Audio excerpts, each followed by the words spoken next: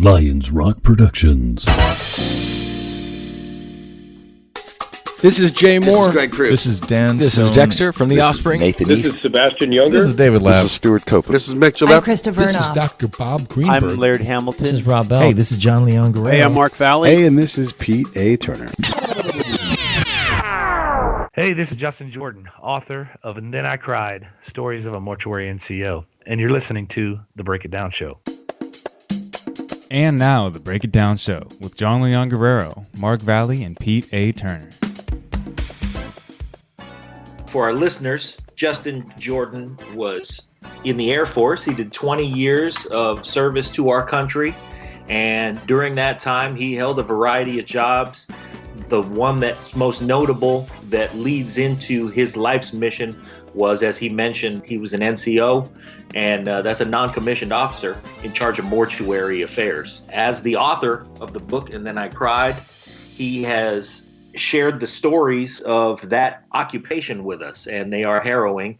He's now on a mission to help veterans who have come back adjust to their new lives, adjust to society, and deal with post-traumatic stress.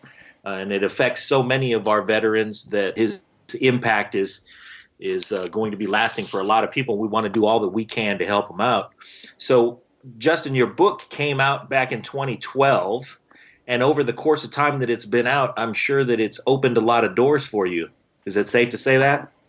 It has. It's allowed me to, get in contact with people that I never would have been able to reach as far as in the veteran community. Men and women that are hurting. And, they've reached out to me, and we've been able to help them in one way or fashion. It's, like I said, it's very humbling, the support I've gotten from this book. And it started out just as me wanting to get the stories out of my head. And wow. And almost therapy for yourself? Absolutely. Advocacy, I feel, is the best form of therapy for post-traumatic stress disorder. When you help another, let's face it, in the military, we serve our country, we serve our communities, we serve our families. And to be in service to others is a huge healing aspect. And to be able to share that, it's kind of addictive in a way. Once you help one, then you want to help another, and there are times when you can't help, and that's something I struggle with to this day. I want to help them all, but can't always. So you just try to do the best you can, and on the end of the day, I have a motto: PTSD will not beat me. So I have to have a win every day, no matter what it is. If I get to share it, go tell it on the mountain, so to speak, about the wonderful things we're doing out at Warrior's Heart in Bandera, Texas. Well, for our listeners, Warrior's Heart is the country's only dual diagnosis drug and alcohol treatment program that works exclusively with military veterans, also with first responders who are suffering from issues surrounding psychological issues, chemical dependency, for injuries related to post-traumatic stress and brain injuries. This mission of yours now is a natural progression, and it allows you to take that experience and hopefully create many wins every day. As you do that, what have you been doing that's outside of, I want to talk about what you do on a day-to-day basis at Sure. Warrior's Heart, but I also want to talk about because I imagine that you are, for lack of a better word, a spokesperson, like you said, an advocate who can go out and help recruit other people to the mission. Let's talk first about the day-to-day at Warrior's Heart. How much interaction do you have with folks who are, in treatment and, reaching out for help, and how much direct help for individuals are you doing there? Well, for the last year, I've been an admissions advocate and kind of working on the side as an outreach coordinator as well, where I go out and talk to different fire departments, police departments, military organizations about what we're doing, because people don't know we exist. But as an admissions advocate, I'm the first person they talk to. When they pick up that 1,000-pound phone, I'm the one on the other line. They're finally ready to reach out, and they're struggling with drugs, or they're struggling. We've gotten real good in this country about just doling out pills for every little thing, and our men and women coming home that are suffering are getting addicted to those pills. And then when they don't have those pills, they go to heroin, or they go to different types of other addictive substances. It's a big part of why we have the 20 a day. And It's sad to see, but I'm able to be that person that understands, that gets it, that's been through treatment for, PTSD and has been an inpatient, and can kind of give them a sense of, empathy, because I understand. I get it. They encourage me to share my story when I'm talking to these men and women, because then they're like, oh, this guy gets it. This place is safe. It's not like your traditional treatment facility where, they cut all your strings out of your clothes and this, that, and the other. We're situated on a 543-acre ranch in Bandera, Texas. We use battle buddies and teammates to kind of manage our population. And, when they walk through the door, we tell every single client, welcome home. And Wow. We really mean it. I did not serve, Justin. Because of that, I think when I hang around with Pete, and he certainly served. And because we're so close, I end up in the company of a lot of people who serve. And I almost feel like I don't really know how to say this. I almost feel like, well, I can't possibly get it, so I'm going to keep my mouth shut. And often I'd let Pete do a lot of the talking when all I really want to say is something along the lines of, hey, man, thank you. I know that, there are a lot of people in my generation, because I'm almost 50 years old, who, if I had enlisted, I would have maybe been on time for the first Gulf conflict, but maybe not. I may have been able to serve and gotten off easy because we weren't in the middle of a war that we've been in for many, many years now. And Sure. to have served in the last couple of decades, there are sacrifices that people have made that folks in my generation didn't necessarily have to make if they didn't hang around for 20 years as you did. Yeah. So I want to make that point, but I also want to ask you, when you see veterans who are having these problems, is it more difficult when veterans deal with these issues? Because, like you said, we're talking about people whose nature, because they serve, their nature is to serve. And also, they are, in a lot of ways, the strongest among us. And so when the strongest among us needs help, it seems a lot of people have a hard time asking for the help. Well, we perpetuated in our society. We're taught as young men and women on every soccer field, football field, baseball diamond in the country to suck it up, quit being a baby. Yeah.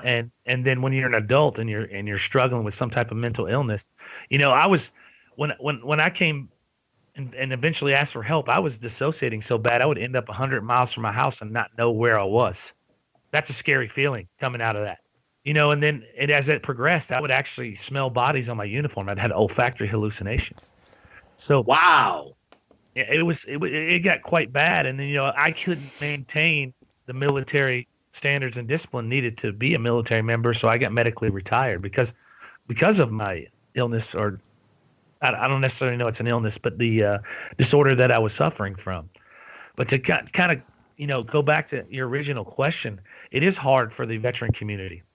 Because when they and even more so, I think, for the law enforcement and firefighter and first responder community, because these men and women are seeing horrors every day on, children dying right in front of them in their arms. And then if they go into a treatment type scenario, they may be sitting across the room from someone they'd put in jail. Wow. Or so they're less likely to open up. And they're way behind us in that community as far as even acknowledging that PTSD is something that we can get in front of. It's a dirty word in that community. So in the veteran community, we're starting to come around, and it's through programs like this.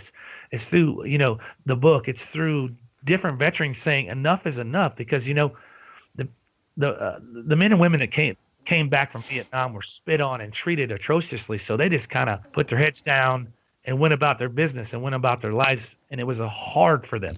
They blazed the path for us to get thank you for your service. So every Vietnam veteran that you see, we owe a debt of gratitude. We owe a welcome home. And this generation that we have now that I kind of grew up in we know nothing but thank you for our service. And sometimes that breeds a little bit of entitlement. So we have to, as the older veterans and kind of the higher tier, the senior NCOs, we have to really be cautious of that, because the American public can go right back to that way we were treated coming home from Vietnam. So we have to really take that as a special gift. Every time someone says thank you for your service, you have to give them a heartfelt, you're welcome, it was my pleasure, or whatever, because we're on the cusp of losing that. And when we lose support for our military, like the law enforcement officers in this country have seen as of late, it all breaks down. And you think 20 a day is bad? It's going to get much worse if we don't really start taking care of it. Wow, that's big, because I think that when people hear that statistic, it's terrible. But I think a lot of people take for granted that it's, well, it's not going to get worse than that. Well, it can get worse than that. It absolutely can get worse than that. Yeah, when everybody kind of knows the 22 a day, that people have rallied around that number. That was done from a 2013 VA study of suicide. And I believe, and don't catch me lying here, but I believe they did like 23 states or something in that poll, and they came out with 22 was the mean average. They redid a study in 2015 and incorporated all the states, and it was around 20. Still, I mean, it's better than terrible. 20. It's still terrible. We lose one a day. When a soldier, sailor, Marine, airman come home, Coast Guardsmen come home, and they feel like that is the only option, we have a problem as a country. We have a problem that pills is not going to fix. It's about education and talking to each other, and it's about, we're great at tearing each other apart. Pete will tell you that. Yeah. We're our own worst enemy. We get into that combat versus non-combat, and your service isn't as good as my service, and da-da-da-da-da. And, I struggled with that at the beginning because I never once went outside the wire. I deployed 4 different times. But so I never felt like my PTSD rated, if that makes sense. I didn't deserve to have PTSD. Wow. So I would sit in these group therapy sessions with these high-speed operators, TAC-P guys and security forces guys. And I would sit there and share my story or share a story with, and I just, one day I told him, I said, you know what? I don't even deserve to breathe the same air as you. And, I'm a big guy. I'm 6'3", 250 pounds. And this guy come out of his chair. He was a pararescueman. And he grabbed me by the collar and threw me up against the wall. And he said, I wouldn't trade places with you in a million years. We're going to get better together. And that was the catalyst moment in my recovery where I decided it will not beat me. And he kind of saved my life. I'll never forget it for it. Wow. Now that you have had that moment where he grabbed you by the collar and shook you, when you speak to the point that you, like you said, where you were behind the wire, is that how you put it? Inside the wire. Yes. Inside the wire. Would, I never went I would go out on, different trips to buy things and stuff in a rec capacity, but because in the Air Force, the mortuary affairs person, typically it's one person on the base or at a deployed location or a couple, depending on the mission, how much it is. It's not a full-time job. So my 9 to 5 was working in a food warehouse, or at one deployment, I worked in the bar. I mean, I had a pretty easy support job, but then, in the evenings or when they would come in, I would go down into the austere areas of the base where the coolers were, and we would, drain the bloody ice and repack the remains and make sure that the documentation was correct. For me, in my own personal experience, those were not as hard, and that sounds very crass, but I didn't have to deal with the families. I didn't know them. And there's an expectation of death and war. So we knew they were coming. So it was a little easier to mentally prepare for what I was about to see. But when I would walk into the funeral home after a young man or woman just committed suicide, and then on the table next to him is a small child that was trying to cross the border in Arizona and look, red as a tomato, you can't unsee those things. I had one time a little girl ask me why her daddy didn't love him or love her when after he committed suicide. And I had no words. I've watched friends die in front of me on base, and it's been it's hard to put into words, but it's just, it hit me in the stomach, and I couldn't recover. And as hard as I tried, and many times as I told myself to suck it up, and you'll be okay, and you're bigger than this, it beat me down. It's the hardest battle I've ever fight, and I still fight it every day. If you knew me in personal life, you would never know I had PTSD. You would never know it unless I shared it with you. And part of this and the book and everything else in the advocacy is sharing your story, because I truly believe that whatever higher power you believe in, that higher power only gives weight to its strongest warriors. It's just a burden I have to carry. And I'm really willing and ready to carry it, because if I carry it, someone else doesn't have to. Wow. Yeah, that is tremendous, man. I wanted to kind of, as I listened to you struggled just to tell that part of that story. My instinct would be, as a host of the show, to swoop in and kind of guide you through that question. But I just had to sit here. I couldn't. I was as speechless as you were. And that kind of experience, I mean, to say that because you were inside the wire, you didn't deserve PTSD. How many bodies did you process? Oh, on one different deployment, we were doing 4 to 12 a day. And some days we had none, other days we had 15, so it was, and that particular deployment, it was odd. It was an anomaly because I wasn't actually the assigned mortuary NCO. My troop was. And because I had trained him, I felt a inherent need to be there with him every time he went, kind of as a protector. Yeah. And, so he didn't have to struggle through it by himself.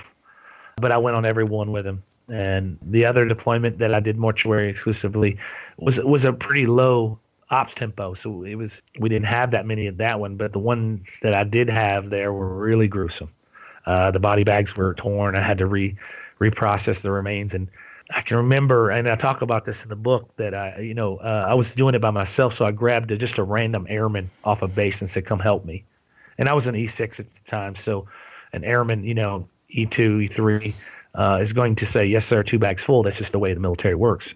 And the look on his face when he saw this burnt human remains, this guy was so burnt that his eyelids were gone. I'll never forget it. And, I kind of felt like he's going to live with this forever, and it's my fault because I let him into my world. I let him see the horrors, because we take, in the Air Force, we take very good care to make sure that the base populace doesn't know what we're doing. We're transporting remains. We don't use the same routes. We use different routes. We try to use back roads because the men and women fighting that war don't need the reminder daily of the cost of war. So we try very hard to make what we do austere. And that's why, a lot of people in my career field, I was worried that they were going to think negatively of the book. Like, you're sharing our secrets. But I've gotten a lot of support, actually, from them and saying, "Thank you for telling our story," because no one's telling it. And that's been hugely helpful for me. Every time I get a message from someone and says, "Your story helped me out. Your story has changed the way I look at things. Your story's helped me understand my husband." So that's where the book has really been helpful for me. I've been purposely letting you talk for a while because a lot of times I take over the show and my combat experience comes to the fore, but I wanted to give you a chance to really grab the audience's attention with your powerful story. So let me first say, this is Justin Jordan. He is the author of And Then I Cried, Story of a Mortuary NCO. You can find him on Twitter at Big Sarge 36. He's on Facebook. He's a 100% genuine, true dude, and I'm honored to have you on. Not that you need my validation, but as a guy that went outside of the wire a lot, I always say, like, the second you raise your hand to say, "I will serve this country," you're already a hero in my book, and you don't get to pick necessarily if you're a guy that goes outside the wire a lot. So no one can be more validated in combat than I am. It's just not possible. So as a guy that's as steeped in that stuff as I can, you absolutely have earned every bit of it. And so did that young airman that you grabbed to help you. We all have to do our part. Like, I need to eat when I'm out there. I need I need things, and nobody can do their job. You forward deploy, they said go here. You said needs of the military. Let's go. That's right. Needs of the Air Force, what they tell us. Yeah, needs of the Air Force. Pete, not to interrupt, Pete, but do you know a funny thing you say? The men and women in the chow hall, we call it the dining facility in the Air Force. It's a bad word to say chow hall because we're so proper, Yes. I always, those men and women are your mortuary NCOs. Those are the ones that are doing that job, and they're doing it silently. And that's because we own all the coolers. Yeah. Believe it or not, that's the reason. You would never know the men and women work, folding your towels in the gym or in the Air Force in the chow hall working behind the line, or also your mortuary airmen and NCOs. One of the things they do in the military, and I've told these stories a couple of times, but it's part of the education process. So when a young service member does die, a lot of times in a combat zone, it's an accident, because turns out driving around in military vehicles in a war zone is dangerous, and so sometimes vehicles flip. People drown in the desert. There's literally a guy that got electrocuted in the shower. These things, these accidents happen at a greater pace, maybe comparable pace, but it's just highlighted because you're in combat. So you see all kinds of things, and usually it's just body wrecking accidents. We had a kid that got torn out of a turret, and it's horrible. There's a lot of suicides. So this isn't just people. This isn't Vietnam where there's constant combat specific deaths. There's a mix, and that does not make the load any easier. The other thing is once that person has passed, once they've expired and they get processed, they start going towards Big Sarge. He'll handle that part of it, but the memorial is heavy. It's usually literally that service member's boots, likely their rifle, and it's possible their helmet, and it's up in front of everybody, and they call roll, and you're reminded right then that person's never going to be there again, and it will move anybody. And we take time, even in combat, to remember those people and to send them on their way. But you're right. We don't have to think about the next steps. And that kid that's dragged out of his turret and his body is destroyed, you're the recipient of that. Man, I got to tell you, that is a job that I would not want to have, and I thank you for doing it for all those families and everybody else that get that gold star. Man, that is a heavy burden to pay. It's just, that is the ultimate kind of service, man. Yeah. Really, completely. Well, I really appreciate you saying that, Pete. Coming from somebody like you, that means a lot to me. So it's very humbling. But in a way, I'm grateful that I had these experiences. So someone else didn't have to experience it. I mean, I know every day the military goes on, someone else is experiencing it. In that 6 years that I did it, I carried that load. And in a way, it's helped me because it's allowed me to be here. Like I said, through struggle, we grow. And I've grown so much since the book's come out. I've grown so much as a human, as a brother, as a veteran, as a father. And the things that I've seen have helped me grow, and I continue to grow every day. I try to learn. I just finished my second degree. I'm and a lot of it. My boss at work tells me, you can't sit down, and it's the memories. They're chasing me, so I have to stay moving. I just started a new business. I'm doing this. I want to write another book. I got all these different things. In a way, it's a coping technique, because if I stay busy, the memories can't catch me. That's kind of the way I look at it. Wow. Well, I think that there's a service that you enlisted in that you knew you were going to do. And then there's the service that you're doing for the rest of us in coming back and sharing those stories. Because like Pete said, you did a job that is unsung until the book came out, and that we take for granted. And when you talk about those, when, like Pete mentioned, there's the guy who got electrocuted in the shower. There's the guy who died on a training exercise. And sometimes we ignorantly think, well, man, he didn't even die in combat. But the reality is that he died in service. And that's right. It's almost, and you tell me, but it's almost, to me, I think when someone dies in service, were you able to mentally prepare for that in a way that was different than to have a guy die in a training accident? And was it a feeling that you were able to prepare for less when somebody died in a way that was not directly combat related? Actually, I found it harder. The ones that didn't make sense were always the ones I struggled with. Guy dies in combat, like I said before, there's an expectation, and they're often very gruesome. They're hard to see, and they're hard to stomach. But you can kind of say, well, that makes sense. The guy that, I think the first guy that died in the Iraqi war was in the Air Force anyway, was a vehicle operator, and his 10K AT rolled over him. So those accidents happen all the time. I've seen a buddy get electrocuted. He luckily didn't die on those light carts, the little light carts we use everywhere, and he was clicking up the lights, and the electric line broke and hit him in the neck, and he's lucky he survived. But those kind of things happen all the time because it's such high tempo. Sometimes you're going into austere locations, you're building bases, you're in an area with no infrastructure whatsoever, and then bam, you get complacent, and that's what kills people.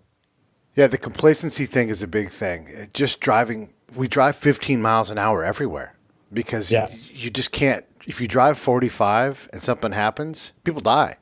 These are Yep. big houses that we're driving around in, and so you can't even approach 45. You have to go slow. There's constant reminders to be safe. You're right. There's no electricity, so someone's stringing it up, and then someone drives over a line, and you're out there and you do your best to be safe, but there's a lot of that, and it is just so nonsensical. And then you're sitting there staring at that person's chair, and they were here yesterday. They went outside to go do some simple task, and then something happens, and it's devastating to have that. Here's another thing that happens too for the audience that you would never ever realize. Let's say someone makes that horrible decision to take their life. Well, once that happens, that triggers an automatic process, and part of that process is all external communications are shut off until Big Sarge and his people can get the paperwork back to the States and they can reach that family. Because you can't have 10,000 people talking at home and going, "Oh, did you hear that so and so died today?" Especially if it's not right. So all of our families go through this thing of, wait, I haven't heard from Pete. He always checks in at 4 every day. Why hasn't he called? Why hasn't he called? And it's a really, like, all of these things add to this burden. And like you, Justin, I suffer from PTSD, and there's times where I get overly aggravated and overly agitated, and I avoid the things that I'm supposed to take care of. And luckily, I'm not prone towards taking drugs, and I haven't managed to get too far down the road towards killing myself or anything. But I definitely can understand why my peers go down that way and end up in a way worse position than even I'm in. So, man, that load to figure out how to parse through it, and then to have the courage, and I mean this, the courage to write the book and to deal with it. All I can say is thank you for doing that for all of us who are trying to figure these things out. It's a powerful story, man. And of course, like anything in the mortuary thing, as a guy that goes outside the wire, I often, and a guy that has access to all kinds of parts of the camp that more people don't, I always know where that office is. And I almost had a superstition I would never go in there because, it's superstitious, but I can't go in there. I can't even go say thanks because I can't risk being in that room. It's almost crazy. like when your bank account's overdrafted. If you don't look at it, it's not overdrafted. There's plenty of money. Yeah. So it's a struggle, like you said. And one thing that people don't understand is what it feels like, and it's hard to empathize with someone when you don't. When you're dealing with mental illness, I mean, it's on all the news and What we don't want is the American public scared of their veterans, because that's the exception and not the rule. I'm a head in the sand kind of guy. As big as I am, I run away from it because I've seen the end result. And you mentioned pills. The things that I've seen in the overdoses I've seen kept me so far away from pills that it was actually a blessing. So I never had to. I chose alternate therapies, and one of the things that helped me a lot was a service dog. And in 2010, I was allowed to be the first active duty person to serve with this PTSD service dog. And her name was Dallas. I still have her, but I don't use her anymore because that's a bridge to healing and not a road. Once I got to the point I didn't need to walk without the leash. This episode of the Break It Down Show is brought to you by Lions Rock Productions. That's us. We publish, evaluate, and develop podcasts just like this one, consult others to build their own, and create associated content and content marketing strategies. So if you're launching or expanding your social media presence, your business, or your personal brand, or if you just want to take your media presence to the next level, reach out to us on Twitter at Pete A. Turner or at JohnLG69 at the Break It Down Show. There's 1,000 ways to get a hold of us. Now enjoy the show. I retired her, and now she works for my wife, who's also a military veteran, also medically retired. Developed epilepsy towards the latter part of her career, and now she works at home. So if my wife's going to have a seizure, my dog will alert her. So it's been she's been awesome. Wow. Can you help our listeners understand some of the ailments that you see with folks when they come back? I mean, you talk about giving somebody pills as a solution, and we know it's not that great a solution, and it's temporary at best. But like your wife developing epilepsy late in her career, these things, we don't hear about these things. The ways that that veterans are returning and suffering. Can you tell us about some of the things that people are troubled with? Absolutely. Well, one of the big things is the feeling of being thrown away once you have some type of illness that's invisible. The military is really good at, the second you can't deploy, let's get you out of here. And I can speak, my wife's given me permission to talk about her case. I mean, she was a personnelist. She didn't deploy. She wanted to, but they never did. So when she's preparing for her deployment later in her career at the 17, 18-year mark, she heard her hip pop and a lot of pain. She went in and they found out that she had a torn labrum. So they gave her Vikes, perks, whatever she wanted to help manage that pain, and scheduled her for surgery. And because it was they called it a football injury, even though they sent her to San Antonio and they did surgery on her and they botched that. They scheduled her for Phoenix, Arizona and did surgery and they botched that. Another one in Albuquerque, New Mexico, and they botched that. And then finally they said, we need to take your hip. Through all of that, being on pain meds constantly, she developed an addiction. She would try to come off of them, which started, on her own because, you can't be addicted. And she would seize, because a lot of times we see with addiction, when you just try to take yourself off of them, your seizure threshold is way lower. And she's developed epilepsy from that. And she was also removed from the military at 19 years, 1 month. So there's a lot of bitterness there because she didn't get to 20 and get to retire. She medically retired. Yeah. So, I'm happy to say that she has been my rock through this whole thing. She was there every night that I was screaming myself to sleep. She was there anytime I had a case, that ear to bend. And, now to be able to be her for her, sometimes I don't know what to do, but, I can say that she's almost 2 years clean to this day. I'm very proud of her. Wow. That's a harrowing story, a terrible story, and one that at least we're seeing a conclusion that's, that she deserves. Yeah. And so please congratulate her on our behalf too. We will. I know it's a daily process. It is. And, I see that, and the reason I told her story is because I worked for a couple of years before I got Warrior's Heart. I worked at the Air Force Wounded Warrior Program as a contractor. I helped Airmen develop a story, their story, to tell it to large audiences. And we would put them in front of generals and this, that, and the other to tell the story of the invisible wounds, because the more we tell it, the better they are at making policy. And every commander's course, we were there. We would have everybody from cancer to combat injuries in our group. And one thing that's cathartic, once you release it into the public, it's a healing mechanism. But the one thing that was every single one, no matter what their ailment was they felt thrown away. They felt their leadership had failed them.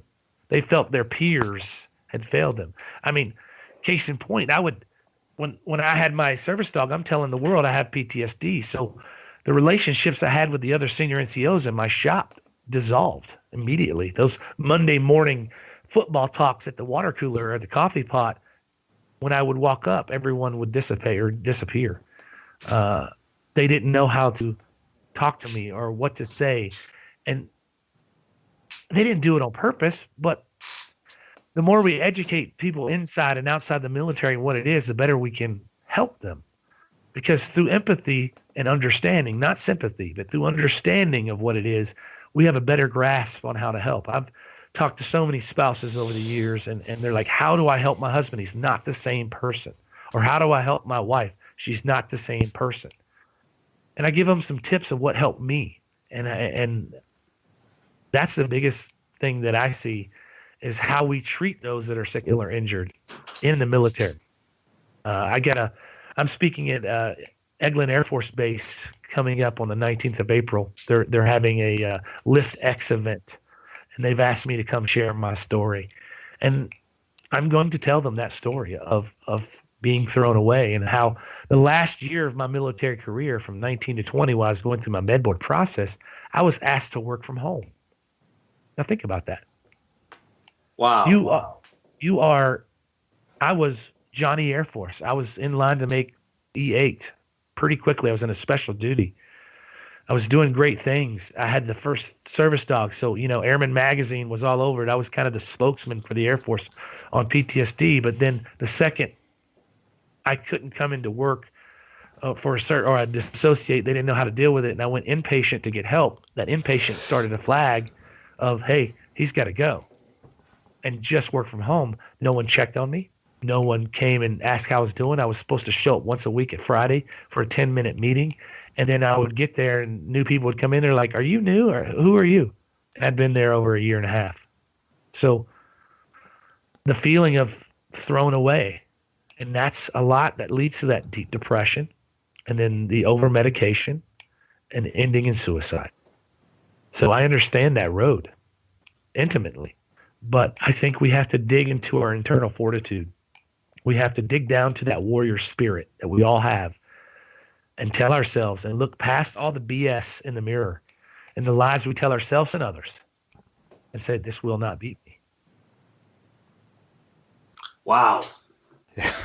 Man, I mean, very powerful stuff. And a lot of these things, I'm sure that we have listeners who, our listeners come from far and wide. So there are a lot of people out there who are listening to the show who have military experience and have served and had great careers. But there are a lot of people out there also who came to us just because maybe we interviewed an author or a musician or something that they liked a year ago. And they're getting these stories now from an experience that's so far removed from their own. We're really hoping that everybody starts to hear these things and realize that it's not just a matter of, a guy going in, doing a few years of service, maybe getting some GI Bill action and getting some of his education paid for, and then coming back and having a great life as a former service person. There are a lot of big sacrifices being made by people who went in to serve their country valiantly, and then for just reasons of process find themselves in a situation where really the ability to serve, the calling that you answered, gets pulled out from under you. And, to hear that people come back and they're, that the population of veterans is underserved when they come back, it's easy to go, well, when a guy's been in battle and he comes back here, it's tough to make the adjustment. But that is far from the only thing. There are so many complications in service that are, like you said, they're invisible. Absolutely. I mean, imagine the women that come back that are military sexual trauma victims. I won't share the name, but the story one young lady shared with me that, she was raped so badly that she was left for dead, broke her femur, hip, neck by a supervisor of hers. And she woke up 2 days later and crawled out. And when she eventually went to talk to her commander, that commander said, embrace the suck. Wow. How do you deal with that? Jesus. I hear stories like that on a daily basis, people that are because we don't know how to deal with it. It's a dirty word. And until we start, looking at alternate therapies and not just these tons and tons of psychotropic drugs that just change the brain chemistry, or, because I truly believe with everything that I know that the VA is full of people that are great and I want to serve America's veterans. I do. But I also think that there's a bureaucracy there, and it's much like being a teacher. My parents were teachers, so I can speak a little bit on this. You get there and you want to change the world and change America's youth, but then they hand you're going to teach this test and shut up and color. I think that's what's happening in our VAs, and they get bogged down with the bureaucracy of it all, and then they get compassion fatigue almost immediately. But I would say 99% of the people at the VA are there and they care and they want to help. It's that 1% that ruins it for the rest, and they have to follow policies they may not believe in. I've had the opportunity through my own VA care to kind of have some candid conversations with some of the good doctors that I see there, but I've had to advocate for myself, and we don't know how to do that in the military because let's face it, we had someone monitoring our flu shot in the military, right? So we just, go this way to this appointment, Roger, check. Now, there's the VA over there. Here's your bag of pills. See you later, with no advocacy whatsoever, or you don't know that you can tell a doctor no. I would rather try a different treatment. You don't know that you have that ability because this is the VA. They're supposed to be the ones that are caring for me. And like I said, I'll never knock the VA because they've treated me and they've helped me. But like I said, and they're doing what they can. Yeah, and I think that they fall short because, they don't even, it's not like the DOD in the military where, the DOD puts policy down and all military has to follow that policy. Right. I've heard stories of the VA in one area having a policy that's totally different than another area. And it was up to that internal VA director to create that policy. Well, that doesn't make sense. We need to have some hard looks at how we follow policy. But it's such a big machine. How do you fix that? Where I've seen a lot of good things happen is VA Choice. And if you're not familiar with VA Choice, it was something the previous administration put in when we were having 30 veterans a day commit suicide. 30 veterans a day die on waiting lists. So they put this in, and it was an alternate to the VA treatment where the VA could authorize them to go outside for care, and the providers could sign up for these and give the veterans the care they needed. So if they lived outside of 40 miles of the VA or they could not get an appointment for their illness within 30 days, they qualified for this VA Choice program. And, I see it every day where men and women are coming to our treatment center on VA Choice and getting the help they need for almost nothing. And it's an amazing program. And I think the current administration is funding it and bolstering it. It's an amazing program. So I really think the future of the VA is VA Choice altogether, and do away with the construct of everything and just have an insurance that you can go out on the economy and let the community take care of our veterans. Then they're going to be educated more on what we're going through. I definitely agree with you there. I know the VA's taken a lot of steps to get better, and we probably unfairly as veterans hold one strike against them before we ever even get there.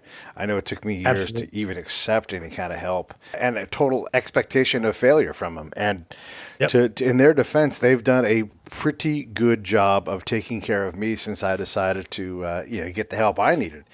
So, but you're right, though. There also is the institutional problem where my care is on me, and I have to know this enormous system and how to pull the levers. I found out recently there's an app where I can book my appointment, and I'm like, why didn't you guys tell me this? Like when I first got here, why didn't you sit down and go, oh my gosh, because there's a zillion things to learn about. And when you get your prescription in the mail and you're like, wow, okay, I got my pills. That's great. This is not, I want to need more than this, at some point. So I'm going to have to figure out when I need to refill. And they're like, oh, you can refill via the mail, but you have to put your mail in right now.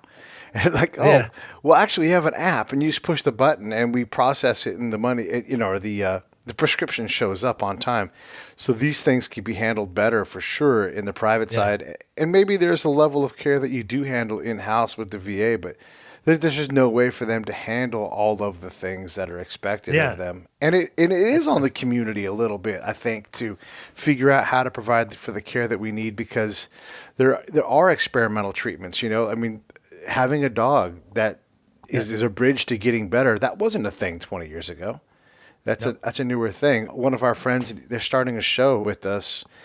He went through a very specific PTSD session thing where he wasn't sleeping, and so he went to, I think it was Walter Reed, and he got massages and beer until he had a sleeping pattern established, and that was how baseline they had to go. Like, we're just going to get you to sleep and wake up in a regular, normal pattern. That's where the work begins, and then we'll work on repairing the damage. And that stuff happens because someone's out there doing some really advanced stuff. So I think you're right. That is the future. I wanted to ask you a question. Jon and I were talking today about some thematic questions that we wanted to ask. And so we're going to ask you a couple of these things. But as you reflect back in terms of your life as a whole, what's a decision that you maybe would have made sooner if you could tell yourself, or not a regret, but what's a path you might have said, I shouldn't have gone down there? Is there a mistake back there or something that you'd like to discuss? Yeah, absolutely. My 7th job since I've retired from the military. Either I get in my own way, or transition's been very tough for me, even though, on the outside, it's, the book and this, that, and the other.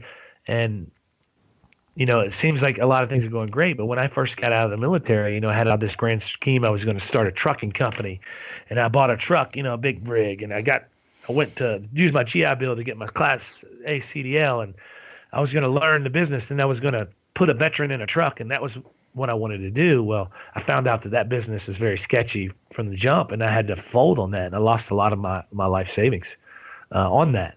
So I went and became a garbage man. And I spent a lot of times literally down in the dumps because nothing against garbage man. They make an honest living, and some of the best humans I've ever met worked with me on that job. But I would be, in LA one day getting an award for the book, and the very next day picking up people's medical trash and needles and things they've thrown away. And I just really felt that, man, I could be doing so much more. So I quit that job, and then I started driving lumber trucks, and then I did, you name it. I tried to do it, try to stay ahead of this until I found, both the Air Force Wounded Warrior Program where I worked last and now Warrior's Heart. And who knows what's in store for me for the future. I love what I'm doing, but like I said, stick and move. I gotta constantly keep moving. But if I had anything to regret, it would be not giving myself more time to really, instead of just cutting and running, really, not giving up on myself so quickly. Wow. Now that you have seemed to have found a stride, and like you said, the book is out and you're doing work that really adheres to your mission, what are you thinking about to amplify your ability to create results? What can you do more of? How can you scale up your ability to be effective for your brothers and sisters? Well, it goes along line with what I just talked about. I just recently started a business. It's called Commercial Aerial Media. And I found out what I'm good at is, marketing and publicizing and stuff like that. So I bought a couple of drones, got my FAA 107 license, and I started a small company I do on my side time, filming properties and this, that, and the other. And the idea is to get good enough at it that when the time comes, I can hire another veteran. And when he or she gets good enough at it and we get them certified, they can hire another veteran and grow it like that. And giving them jobs that are outside the cubicle, that are neat, for lack of a better word, that are, technologically on the cusp of things, because there's so many applications for drone aerial video, whether it be law enforcement, fire, housing, roofing, tower inspections. This is, kind of how we're moving. And, I wanted to be on the forefront of that and hopefully grow this across the country in the future and provide other veterans, brothers and sisters jobs that are without expectations and not having to start over, something they can build from the ground floor. Wow. Well, to piggyback on that question, like I said, I didn't serve. I'm not a veteran. Certainly my ability to recognize that every service person deserves my thanks for allowing me to live a great life in this country. But beyond that, my desire to help when I know that a lot of people are hurting and that they're coming back to a lot of issues they didn't expect. What can guys like me who want to help do to help? Well, you can, first of all, there's a great place called guidestar.org, and that helps you navigate nonprofits and see which ones are phony and which ones are not. Say that again. It's called guidestar.org or Charity. GuideStar. Yeah, Charity Navigator is another good one. So when you want to give, a lot of people are like, well, how can I help? And they want to donate and this and the other. Go there and look at their ratings, because there's a lot of veterans charities out there that just aren't worth a darn. They're stealing money, if you ask me. But there's some great ones. There's some, American Soldier Network is a huge advocate for veterans and helping PTSD. Annie Nelson, who's the founder, just started a website called ruckup.org. That's RUCKUP.org. And it's a combination of veteran certified, verified treatment facilities across the country, and it's on a map, so you can look where you're at, click on it, and boom, there you go. There's something that some veteran has said, I vouch for this place, and then there's also a chat room on there that you can go in and feel like you can share some things and get some help amongst peer mentors that are in that group. So that's an amazing place. The Gary Sinise Foundation is always a great one. that I like to go to. They've helped out a lot of men and women, and they do it. They don't pound their chest. They just kind of do it under the radar. But they're helping a lot of men and women out. Operation Warrior's Heart Foundation is another one that all of that they've created strategic partnerships with like Black Rifle Coffee, and they actually have a Warrior's Heart brand coffee, and every dollar that gets sold of that coffee goes back to bringing a Warrior's scholarship to treatment. So those are kind of organizations that I really kind of try to align myself with, but you really need to do your research, and if you're unsure and you don't want to go to those websites, ask a veteran because they'll tell you. Wow. Yeah, I appreciate that answer because it wasn't hey, here's who you should support. It was go find who you should support so that you're doing the most for the things that matter most to you, or the service people who are closest to you geographically, or things like that. So thank you for that answer. Can I add one thing to that too? One thing I didn't know being a veteran advocate is how little supported our law enforcement first responders are until I started working at Warrior's Heart. Wow. I can work, and part of my job is to get funding for people for treatment and reach out to the different networks that I have and try to, we tell these stories so that we can get we can save a life. But when I try to do that for the law enforcement or first responder community, it seems like there's no help out there. Yeah. And it's like pulling teeth, literally, and it's a struggle. I've heard some stories that would make mine seem like kindergarten. And I'm just amazed, and I know it's part of this, public sentiment towards our Leos now, but at the same time, that's got to stop because these are the men and women we call when we need help in our own homes. That's true. We have to figure that part out. I will say this too: if you're not sure and you do want to help and you want to contribute, I guess what Jon and I will do is we'll set up a Charity on Top link on the website, and what Charity on Top is just you pick an amount that you want, and then Jon and I will get the card over to either Justin and one of his organizations or one of the SEAL funds that we're associated with. We'll put the money in the right hands. So if you're not sure what to do, if nothing else, just go to the website, click on the Charity on Top link that I'm going to put up, and we'll get the card over to somebody. They're 100% legitimate. You can look them up as well, but we can all dig a little deeper. And if you ever want to help, that is a good place to do it. Sometimes just helping a veteran out, seeing what they need, just talking to them. It's one thing to say, thank you for your service. It's another thing to slow down and actually put something in that. It's not saying hello on the trail. It's stopping and saying, no, I really mean it. Can I give you a hug? And let them, you don't have to spend any money, but you do have to slow down and put some real heart into it, because otherwise you're saying something that turns out to be empty. Like, yeah, I know you're required to say that to me when you hear that I'm a veteran, but what's different is that moment where you say, I really am saying this to you. I really do thank you, and that's a good thing to always try to do as a norm. And we have, as veterans, we have to be humble about that too, and we have to accept that thanks and know that we live in a country that is grateful for your service. And like I said, that's something that could change in a heartbeat. So we need to protect that with tact and professionalism at all times. Well, I'm glad that we live in a place where we still do appreciate, for the most part, I'd say most of us who are thoughtful about it appreciate the service of our veterans, our service people. And I'm proud that we get to be that. I'm proud that we get to not necessarily agree on every policy, and that when we see a country that is as divided as we are right now, there is one thing that I think, as I hear people argue over things, because Pete and I seem to find ourselves watching the tennis match of people arguing from the left and the right.